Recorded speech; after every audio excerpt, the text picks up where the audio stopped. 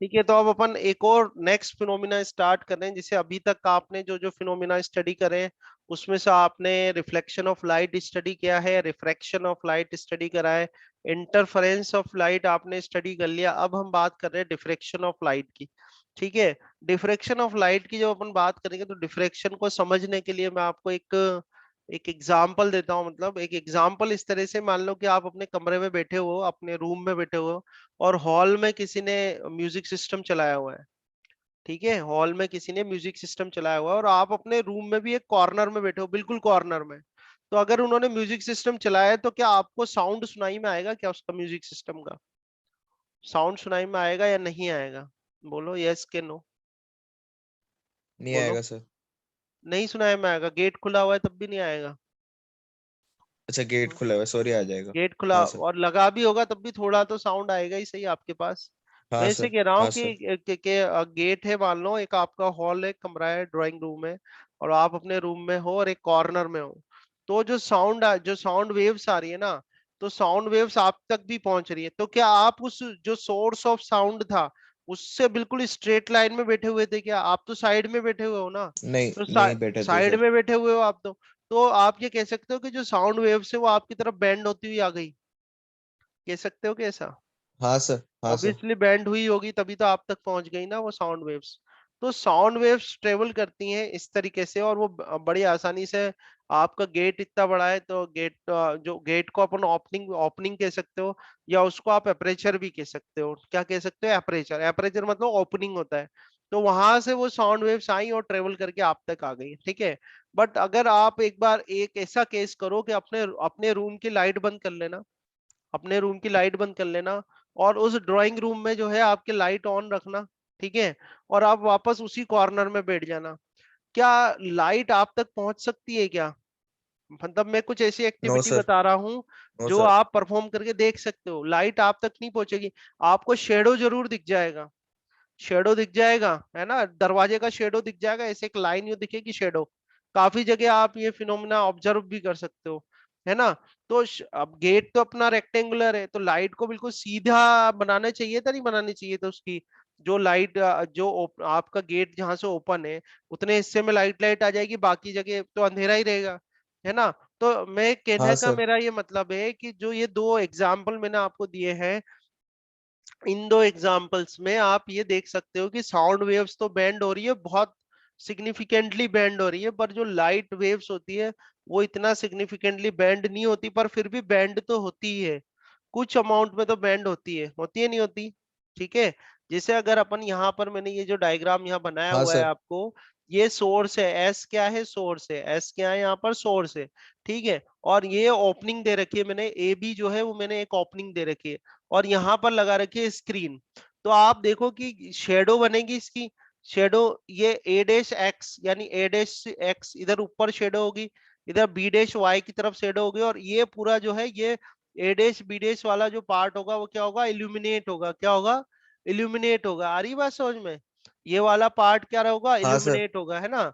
मैं आपको बहुत सिंपल वर्ड्स में समझा दूंगा डिफ्रेक्शन होता क्या है, मेरे एग्जांपल्स आप सुनते जाना, है ना। ऐसे ही यहाँ देखो आप, इसमें इसमें देखो क्या हो रहा है। इसमें ये सोर्स है, यहाँ मैंने एक ऑब्स्टिकल लगा रखा है। ये ऑब्स्टिकल लगा रखा है, तो अब ए डैश बी डैश में मेरे क्या आ जाएगी? शेडो आ जाएगी।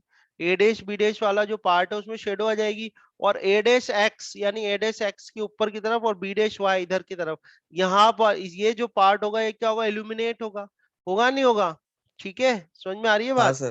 तो कहने का मतलब ये है, और इससे पहले जो मैंने आपको एक एग्जांपल दिया, कहने का मतलब यह है कि जो लाइट होती है वो कोई भी ऑब्स्टिकल या ऑब्स्टिकल होता है, या कोई भी आपने ऑब्जेक्ट होगा, तो ऑब्स्टिकल और ऑब्जेक्ट से जब लाइट जो होती है वो बैंड हो जाती है। क्या हो जाती है? बैंड हो जाती है। तो आप काफी सिंपल वर्ड्स में कह सकते हैं कि the phenomena of bending of light because of the obstacle or the object, or you can say the edges of obstacle or the object is called diffraction। क्या कहते हैं उसको? अपन डिफ्रेक्शन कहते हैं। ठीक है, डिफ्रेक्शन का जो फिनोमिना है वो साउंड वेव्स के केस में आसानी से ऑब्जर्व हो जाता है, क्योंकि साउंड वेव्स की जो वेवलेंथ होती है वो हाई होती है ना। जो डिफ्रेक्शन का फिनोमिना होता है वो लाइट में भी ऑब्जर्व किया जा सकता है, बट लाइट में ऑब्जर्व करने के लिए आपको क्या करना पड़ेगा? जो एपरेचर है, एपरेचर मतलब जो ओपनिंग है, तो एपरेचर और जो एपरेचर को आपको लगभग लगभग क्या करना है, उस लाइट की वेवलेंथ के आसपास रखना है। तो उस केस में आपको बड़ी आसानी से बेंडिंग दिखेगी, बड़ी इजीली बेंडिंग दिखेगी। यहाँ पर मैं अभी रीड आउट करके भी बताऊंगा, ये सारे नोट्स एक्सप्लेन करूंगा वन बाय वन। यहाँ पर मैंने एक यस एग्जाम्पल सर। बनाया हुआ है, यहाँ देखो आप पहला वाला फिगर देखो, उसमें क्या है, साइज ऑफ, वहां से देखो आपका इंसिडेंट वेव फ्रंट मैंने बनाया हुआ है, इंसिडेंट वेव फ्रंट बन रहा है, और इस साइड जो है आपका, इस साइड जो है डिफ्रेक्टेड वेव फ्रंट बन रहा है। डिफ्रेक्टेड का मतलब क्या होता है, डिफ्रेक्टेड का मतलब होता है bending of light because of the obstacle और द ऑब्जेक्ट। ऑब्जेक्ट या ऑब्स्टिकल की वजह से जो लाइट होती है उसका बेंड हो जाना कहलाता है डिफ्रेक्शन। पर बेंडिंग जो होगी, वो बेंडिंग तभी सिग्निफिकेंट होगी जबकि जो ओपनिंग है, यानी जो एपरेचर है आपका, वो एपरेचर का जो साइज है, वो ऑलमोस्ट क्या हो, उस वेवलेंथ के बराबर हो।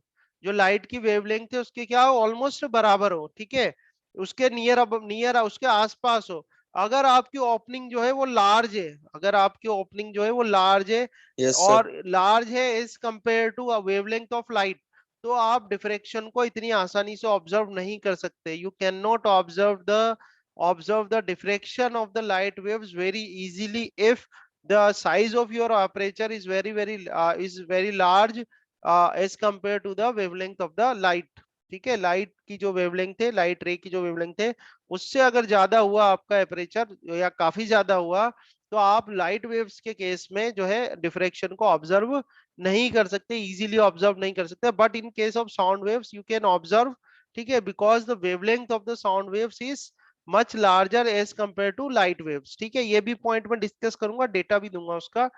यहाँ पर जो दो डायग्राम बने हुए हैं आप देख सकते हैं, जो पहला वाला बन रहा है उसमें आपको बेंडिंग देखनी है, ठीक है। तो यहाँ पर देखो, नीचे बिना देखे पहले ये बता दो, इन दोनों डायग्राम्स में किस केस में बेंडिंग ज्यादा हो रही है, फर्स्ट केस में या सेकंड केस में? सेकंड। बेंडिंग ज्यादा कहाँ हो रही है, सेकंड केस में ज्यादा हो रही है, सेकंड केस में बेंडिंग ज्यादा है। तो सेकंड केस में, और बेंड होना इन लाइट रेस का, इन लाइट वेव्स का जो है बेंड होना ही, जो ये वेव फ्रंट अपना है ना, इनका जो बेंड होना है वही डिफ्रेक्शन कहलाता है। क्या कहलाता है? डिफ्रेक्शन कहलाता है। तो देखो आप, ये वेव फ्रंट पहले वाला जो फर्स्ट वाला डायग्राम है उसमें साइज ऑफ एपरेचर जो है वो लार्जर है वेवलेंथ से, ठीक है, जो वेवलेंथ है उससे ज्यादा है साइज ऑफ एपरेचर। तो बेंडिंग क्या हो रही है, लेस हो रही है। लेस बेंडिंग होना मतलब डिफ्रेक्शन जो हो रहा है वो लेस हो रहा है। यहाँ इस केस में जो साइज ऑफ एपरेचर है वो ऑलमोस्ट जो है नियर अबाउट है वेवलेंथ के, ठीक है। वेवलेंथ किसकी वेवलेंथ, जो लाइट वेव्स है उनकी वेवलेंथ के, ठीक है ना। तो बेंडिंग क्या हो रही है, लार्ज हो रही है। लार्ज बेंडिंग हो रही है मतलब डिफ्रेक्शन क्या हो रहा है, लार्ज हो रहा है, ठीक है। तो अभी तक का जो मैंने आपको डिस्कशन करा है, और अभी मैं नोट्स से भी आपको ये वन वन बाय वन हर एक पॉइंट क्लियर करता हुआ बताऊंगा। पर मुझे ये बताओ कि अभी तक जो मैंने आपको दिया है आइडिया, जो एग्जांपल्स दिए हैं, उससे आपको डिफ्रेक्शन समझ में आया कि नहीं आया, डिफ्रेक्शन होता क्या है, ये हाँ सर। बताओ। हाँ सर, आ रहा है सर। समझ में आए दोनों पॉइंट, समझ में आए? So bending of light around the हाँ sir. Edges is called diffraction.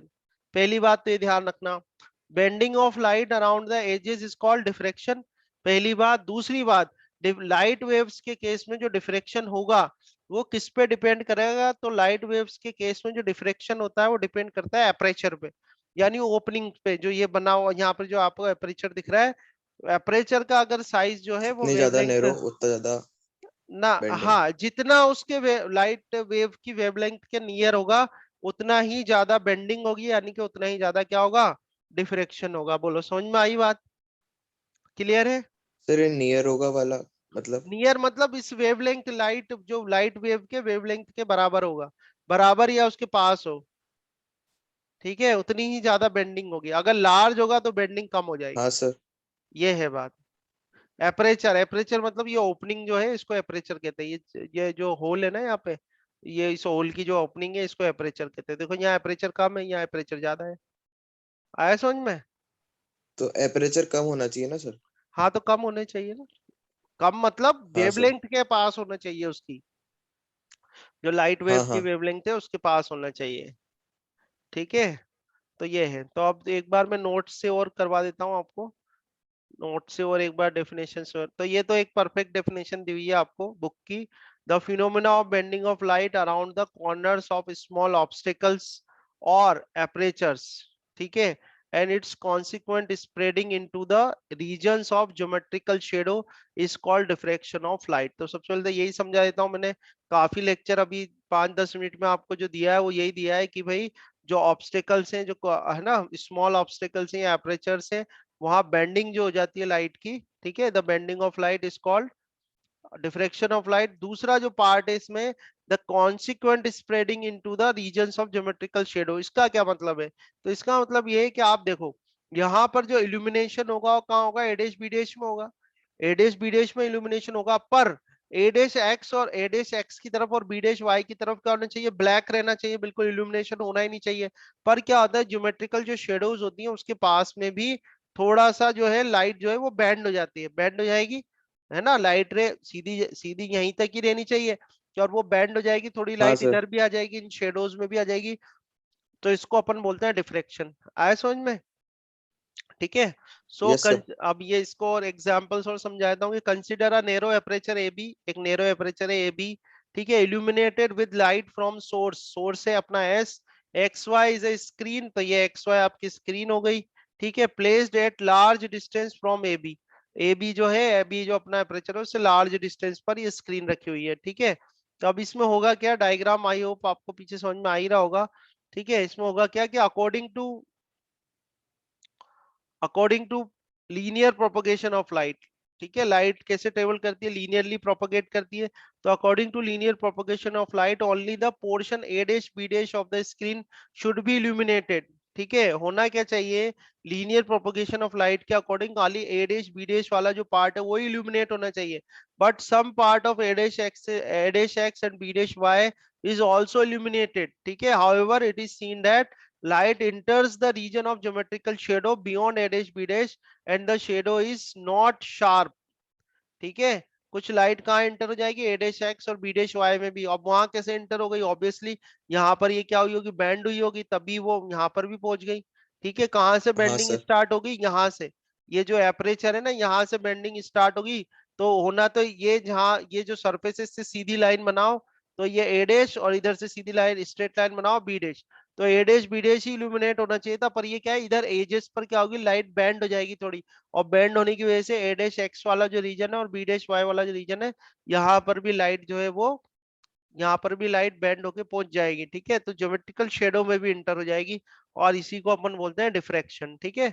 एक और एग्जांपल यहाँ पर देख लेते हैं हम। अब इसमें क्या है, देखो यहाँ पर ये सोर्स लगाया हुआ है आपको, so when an obstacle A B अपना ऑब्स्टेकल हो गया, ये ए बी जो है यहाँ पर, इसको ए कर देते हैं, इसको बी कर देते हैं, ठीक है। A B is placed in the path of light, we expect a dark shadow A dash B dash on the screen. तो ये ऑब्स्टेकल है, इस ऑब्स्टेकल की वजह से शेडो बनना चाहिए कहाँ पे? ए डैश बी डैश पे। ये ए डैश बी डैश वाला जो रीजन है ये ज्योमेट्रिकल शेडो वाला रीजन है। यहाँ पर भी यही होगा, एजेस पे कुछ लाइट बैंड हो जाएगी, और बैंड होके जो लाइट है वो कहाँ इंटर हो जाएगी? इस ए डैश बी डैश वाले रीजन में भी इंटर हो जाएगी, और इसी को क्या बोलेंगे अपन? Diffraction of light.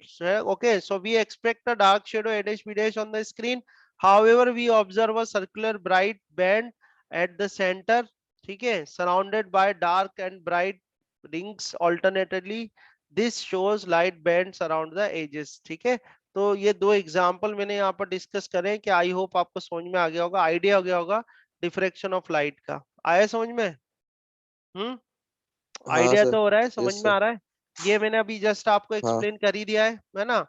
ये जस्ट मैंने आपको एक्सप्लेन करा ही है अभी। तो यहाँ इंपॉर्टेंट क्या है? सर, ये पास दूर का समझ में नहीं आ रहा सर, आप क्या कहना चाह रहे हो? मतलब वेवलेंथ के पास दूर बराबर मतलब, होगी या वेवलेंथ के दूर, या अरे जितना वो वेवलेंथ डायग्राम के, वाला सर? जितना वेवलेंथ के पास जाओगे आप, जो लाइट वेव्स है, लाइट वेव्स की जो वेवलेंथ है उसके जितनी पास आपका एपरेचर होगा, डिफ्रैक्शन उतना ही ज्यादा होगा। अगर बराबर हो जाएगा तो बहुत अच्छा डिफ्रैक्शन हो जाएगा, बेंडिंग ज्यादा हो जाएगी, ठीक है। और जितना यस आपका सर। एपरेचर का साइज बड़ा है, जितना साइज बड़ा हो जाएगा एपरेचर का, उतना ही हाँ जो हाँ। है यस डिफ्रैक्शन सर। का फिनोमिना आपको कम हो कम जाएगा। ऑब्जर्व होगा, यस सर। आप इतनी आसानी से ऑब्जर्व नहीं कर पाओगे। मैंने आपको ये मेंशन, मैंने यहाँ इन्वर्टेड कोमा में भी करा हुआ है, देखो यहाँ पे इंपॉर्टेंट पॉइंट मैंने इधर इन्वर्टेड कोमा में मेंशन करा हुआ है, देखो साइज ऑफ एपरेचर, ये वाला साइज ऑफ एपरेचर और obstacle is of the order of the wavelength of the waves. यानी जो भी वेव है, चाहे साउंड वेव की बात करूं तो साउंड वेव की वेवलेंथ ले लेना, लाइट वेव की बात करूं तो लाइट वेव की वेवलेंथ ले लेना। तो जो एपरेचर है या जो ऑब्स्टेकल है, it should be almost equal to the wavelength of the particular wave. जो भी वेव के लिए आप देखना चाहते हो डिफ्रेक्शन का फिनोमिना, उसकी वेवलेंथ के बराबर होना चाहिए साइज उसका, नियर अबाउट इक्वल हो या इक्वल हो जाए, कोई दिक्कत ही नहीं है उसमें, तो ठीक है। तो ये केस आपको ध्यान रखना है कि डिफ्रेक्शन ऑब्जर्व कब होगा क्लियरली। तो डिफ्रेक्शन जो है वो क्लियरली ऑब्जर्व कब होगा, जब ऑब्स्टेकल या एपरेचर का जो साइज है वो इक्वल हो किसके, वेवलेंथ ऑफ द वेव के, या उसके नियर अबाउट हो। आया समझ में? अब एक क्वेश्चन ये बनता है कि जो हाँ साउंड सर। वेव्स होती है, साउंड वेव्स में डिफ्रेक्शन काफी इजीली ऑब्जर्व हो जाता है as compare to light waves, ठीक है। साउंड वेव्स में डिफ्रेक्शन जो है वो वेरी इजीली ऑब्जर्व हो जाता है as compare to the light waves. तो ऐसा होता है क्यों? तो ऐसा इसलिए होता है कि जो लाइट वेव्स है उनका वेवलेंथ देखो कितना, 10⁻⁻⁶ मीटर। तो मतलब आपको इतना बारीक जो है अपना एपरेचर बनाना पड़ेगा, 10⁻⁻⁶ मीटर साइज का। अगर आप अपना एपरेचर बनाते हो, होल बनाते हो कोई, तब जाके आपको डिफ्रेक्शन जो है वो ऑब्जर्व होगा, वहां पे क्लियरली ऑब्जर्व होगा। सो द वेवलेंथ, ठीक है। तो यहाँ पर हम, बात समझ में आ रही है ना आपको अभी तक के डिस्कशन की?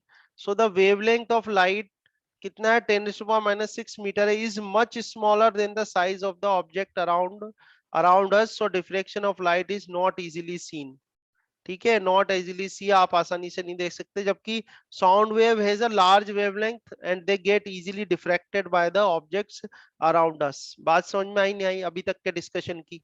हाँ सर, आया वही मतलब तो वेवलेंथ के सेम होने चाहिए, आसपास होना चाहिए। आसपास तो होना कम चाहिए, होती है, टेन टू तभी द पावर आपको माइनस 6 कम हो गई, हाँ, अब लाइट तो क्लियर वेव्स नहीं की, बना।